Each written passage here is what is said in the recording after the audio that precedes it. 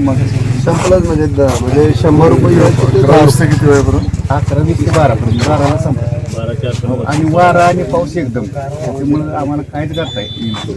इतका जोराचा वारा की आम्हाला उभा राहायला सुद्धा येत नाही. एवढं कसं झाकणार तेच ओढतो सर आम्ही किती असं माल खाली. असणार याला 20 टन बसतं सर एका याला. एकऱ्याला पडतं ते साईजनुसार. आणि मग पुन्हा ह्याचं शॉर्टेशन होतं त्याची पण आता मशीन आली आणि आता त्यात हे पाणी पडलं की ते काळं खराब झालं ते ह्याला हे असंच लगेच सडायला सुरू झालं. किंमत कमी आणि त्याला माती मोठं त्याचा उपयोग काय करायचा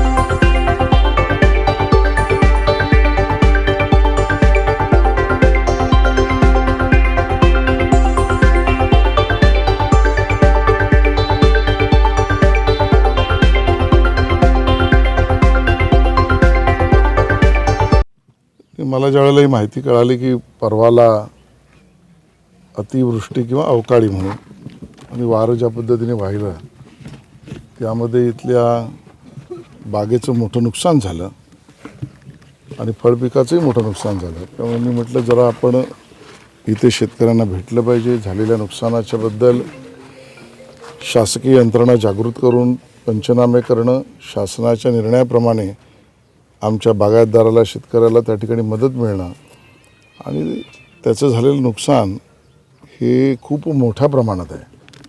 त्यामुळे सरकार दरबारी या सगळ्यातली माहितीसुद्धा देणं आणि शासन निर्णयामध्ये अजून काय मदत करता येऊ शकेल या सगळ्यासाठी मी स्वतः या बागेत आलो. आमचे शिरसाट शेतकरी त्यांना भेटलो आहे आणि त्याचा बेदाणा जिथे सुकवला जातो त्या ठिकाणी सुद्धा मी भेट दिली आहे आणि कृषी मंत्र्यांना आणि मुख्यमंत्र्यांना याबद्दल मी अवगत करेन. मला आता प्रशासनातल्या अधिकाऱ्यांनी सांगितलं 400च्या वर शेतकऱ्यांचं नुकसान त्या ठिकाणी झालेलं आहे आणि हा अवकाळी आणि वादळी वाराच होता असं म्हणता येईल. कारण 30-40 मिनटामध्ये पूर्ण शेत झोपलं आहे, बाग झोपली आहे आणि त्या ठिकाणी असलेला पूर्ण माल जे आहे फळपीक आहे ते पूर्णपणे उद्ध्वस्त झालेलं आहे. आणि आपण बघितलं तर लक्षात असेल की एका विशिष्ट भागातच ते झालेलं आहे आणि त्यामुळे निसर्गाच्या या पद्धतीच्या एका अर्थाने झालेल्या नुकसानाबद्दल शासनाला विचार करावाच लागेल. शासन विचारही करेल आणि त्यामुळे जे की 400च्या वर शेतकरीसुद्धा असे आहेत त्याबद्दल आणि बागायतदारांचे फळबागा जे आहेत त्याबद्दल शासनाने निर्णय करावा आणि जास्तीत जास्त जी मदत आहे ती करावी अशीच भूमिका आमची राहील.